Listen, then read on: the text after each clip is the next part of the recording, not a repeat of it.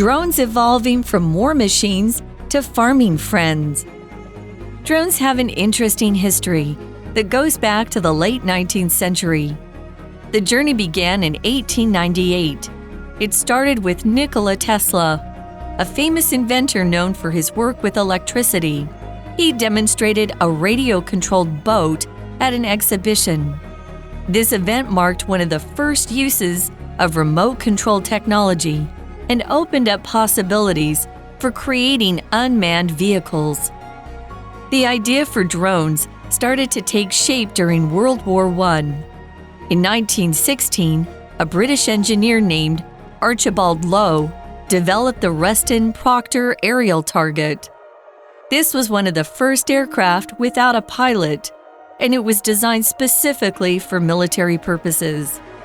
It used radio guidance, laying the foundation for future drone technology. A year later, in 1917, Charles Kettering, an American engineer, created what is often considered the first true drone, known as the Kettering bug.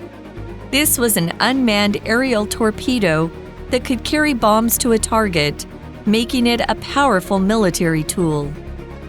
Over time, these early inventions have evolved into the highly advanced drones we see today.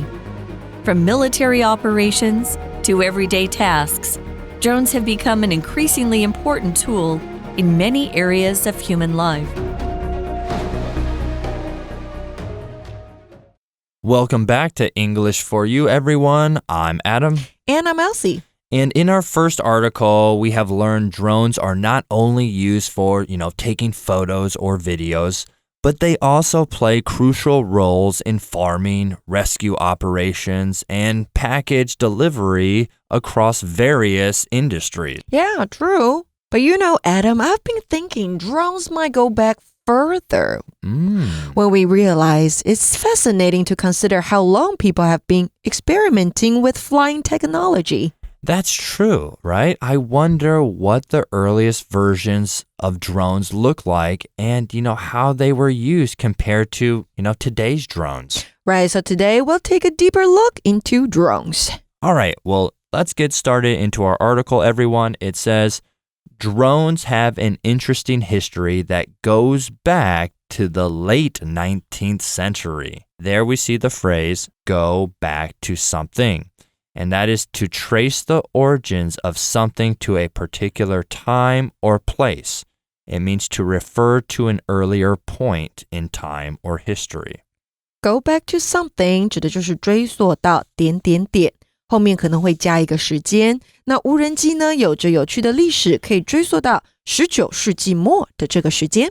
All right, so it goes back to the 19th century, so that will take us back to the 1800s. And our article says just that. It says the journey began in 1898. It started with Nikola Tesla, a famous inventor known for his work with electricity. Is it related to Tesla, the Tesla brand we know now? No. That's a good question. 好，跟现在 Tesla 没有关系。Nikola Tesla was a very famous inventor. He had hundreds of thousands of patents in regards to electricity. He's a very interesting inventor. Getting back to our article, it says the journey. So learning about these drones takes us back in a journey. And a journey is a noun. A long and often difficult process by which someone or something changes and develops. So an example using the word journey, we could say, the journey to becoming a skilled musician takes years of practice and dedication. Next, we see the word inventor. Nikola Tesla in this sentence is the inventor. It's a person who creates something new or comes up with a new idea or device. An example sentence would be, Thomas Edison was a famous inventor known for his work on the electric light bulb and many other inventions. 好，我们整理一下哦。首先的 journey 名词代表过程或是历程，所以你在比如说搭高铁啦、搭火车或是搭飞机的时候，你可能会听到广播说 Wish you a pleasant journey， 那就是祝您有个愉快的旅程。那接下来我们看到的 inventor 字尾是 or 结尾的，要特别小心，它是发明者或是发明家。那动词形式是 invent， 名词是 invention。Right, an invention is the result of an inventor's creative process. So an example sentence using invention, we could say, the invention of the light bulb made it easier for people to see at night. 对，也就是发明物的意思。那这段旅程呢，课文说到是始于1898年，由这个 Nikola Tesla 以电力工作而闻名的著名发明家所开始的。All right, so what did this journey that started or began in 1898 with Nikola Tesla, where did it lead us? What happened next? Well, our article says he demonstrated a radio-controlled boat at an exhibition. There we see the verb demonstrate, and that means to show something and explain how it works. An example would be, the teacher will demonstrate the science experiment so that all the students can understand how it works. Demonstrate 这个动词呢，就是展示啦、说明或是证明。那我们还看到了复合形容词 radio controlled， 指的是由无线电控制的。本文当中出现的 radio， 它的意思就是无线电或无线电系统。所以课文说到，他在一次展览当中展示了一艘无线电控制的船。And we still use those radio control things today. So you see people driving around those toy cars, toy boats, even drones. So to make you guys a little bit easier as a native speaker, we will also say RC to break it into, simpler language with instead of saying radio controlled. Oh, you could RC. Say, I'm playing with my RC car. I'm playing with my RC boat. So it's radio controlled. Oh, that's really cool. It goes back to 1898, that far? It started back then. Jeez, wow, it's amazing. Well, learning more, it says, this event marked one of the first uses of remote-controlled technology and opened up possibilities for creating unmanned vehicles. There we see the phrase, open up something. And that is to create or provide new opportunities, options, or possibilities. Next, we see the noun vehicle. Vehicle is a machine with an engine that is used to take people or things from one place to another, such as, a car, a truck, a bus. For example, an electric vehicle are becoming increasingly more popular as people look for a more friendly way for transportation. What would you say? Like you said, you brought up earlier, Elsie, about Tesla cars, right? Mm-hmm. So those are pretty eco-friendly cars. Right. But open up something 指的是开创或是开启后面可能会加一个机会。那 vehicle 这个名词是载具或是交通工具。那前面用了一个字来形容Unmanned 这个形容词呢，就是机器无人操控的，所以这个事件标志着无线控制技术的首次应用之一，并开启了创造无人驾驶飞行器的可能性。All right, well, getting back to where we left off, it says, the idea for drones started to take shape during World War I. And there we see the phrase, take shape, and that is to begin to develop or become more defined.To form into a recognizable or organized structure. Take shape 是成型或是形成。无人机的这个 idea 这个想法呢，在第一次世界大战期间就开始成型了。Now at World War I, which is around 1915, 1916, and it says in our article, in 1916, a British engineer named Archibald Lowe developed the Royston Protector Aerial Target. Aerial 这个形容词是空中的与空中相关的。所以1916年一位名叫阿奇博尔德洛的英国工程师开发了拉斯顿普罗克特空中靶机。Yeah, that sounds very professional. Right, that's a handful to say. The Archibald Lowe developed. Well, what is that, right? Well, it says this was one of the first aircraft without a pilot, and it was designed specifically for military purposes. There we see the adverb specifically in a clear and detailed way, focusing on a particular aspect or item is how we would define specifically. An example sentence using that word, we could say this. The instructions specify that you should specifically mention any allergies when ordering food. Specifically 这个副词呢，就是特别的或是专门的。那我们还看到名词 aircraft 指的就是飞机或是飞行器，那它是一个单复数同形的字哦，复数还是 aircraft， 你不需要把它加上 s。那这是第一批呢没有驾驶员的飞机之一，专门为军事目的而设计的。Wow, so it flew essentially like we are learning without a pilot. It was unmanned, so nobody was in it. It continues, our article continues to say, it used radio guidance, laying the foundation for future drone technology. There we see the word guidance. And guidance is the process of controlling the course of a projectile by a built-in mechanism.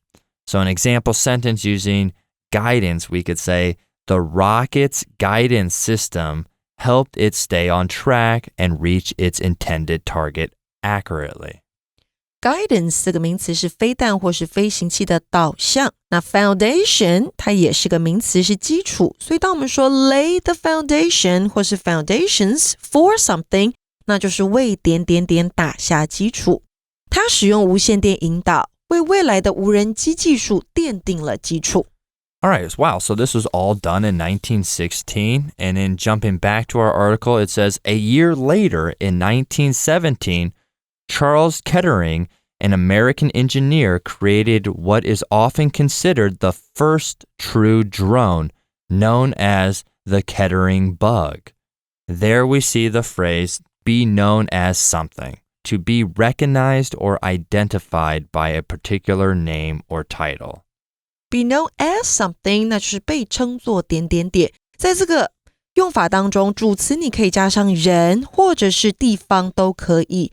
那我们来提供一个用地方当作主词的例句，比如说 The famous landmark is known as the Eiffel Tower, attracting millions of tourists each year. 好，我们这边的主词用的就是这个非常著名的地标，后面接出 is known as 加上它的名称 the Eiffel Tower， 也就是埃菲尔铁塔或是巴黎铁塔。那课文这边说到1年之后，在1917年，美国的工程师 Charles Kettering 他就创造了通常被认为是第一架真正的无人机的凯特灵虫 Kettering bug， 是这个无人机的名称。All right, well, what is the Kettering bug? Everyone's waiting to know. It says, this was an unmanned aerial torpedo that could carry bombs to a target, making it a powerful military tool.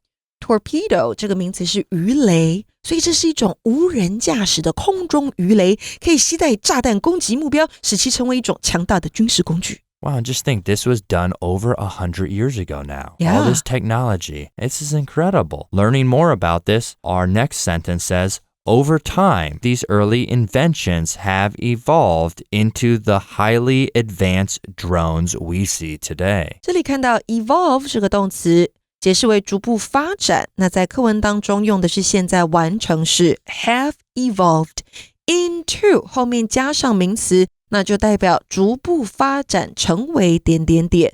随着时间的推移，这些早期的发明已经演变为我们今天看到的高度先进的无人机。Wow, drones has an amazing history. I would have never guessed that they go back this far. Well, finishing up our article, everyone, it says, from military operations to everyday tasks, drones have become an increasingly important tool in many areas of human life.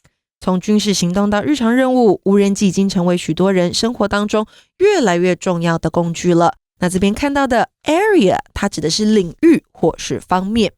好啦，那今天文章的最后，问问同学喜欢今天的主题吗？不要忘了按赞、订阅、分享我们的 YouTube channel， 还有 Facebook。All right. Well, what an interesting article about drones. That actually brings us now to our For You chat question. It says, how can we make sure that drones are used safely and responsibly? I think governments should make clear rules about how to use drones. Okay. Yeah, these rules can say, where drones can fly, how high they can go, and who can operate them. This helps keep people safe. Okay, so you're thinking, it cannot fly a drone too close to the airport? Yeah, remember that when you were trying to fly a drone? I did. The police around the airport? The police came and they say you cannot fly around. They came on their scooter. All right. What else we need to make sure when we're using drones to be safe and responsible? I mean, I think there should be, and there's probably are, but you should maybe take a training class learning how to fly it and handle it safely. And then you don't break it so you don't waste money as well. You should definitely take that kind of class. You should just, join the class to know how to fly it safely and how to follow the rules. Exactly. Now, what are some other ways that you can be safe with drones and the responsibility? All right, well, that's all the time we have for today, everyone. My name is Adam. And I'm Elsie. And we'll see you next time. Bye-bye. Vocabulary Review. Journey. Learning a new language can be a challenging journey, but the results are worth it. Inventor. The inventor worked in his garage for years before his idea became successful. Demonstrate. During the science fair, students will demonstrate their projects and explain their experiments. Vehicle. A truck is a type of vehicle that is used to carry heavy goods over long distances. Specifically. Our science project was created specifically to show how plants grow in different types of soil. Guidance. The plane uses a special guidance system to follow a set path in the sky. 智慧小补帖 Unmanned. Aerial. Foundation. Torpedo. Evolve.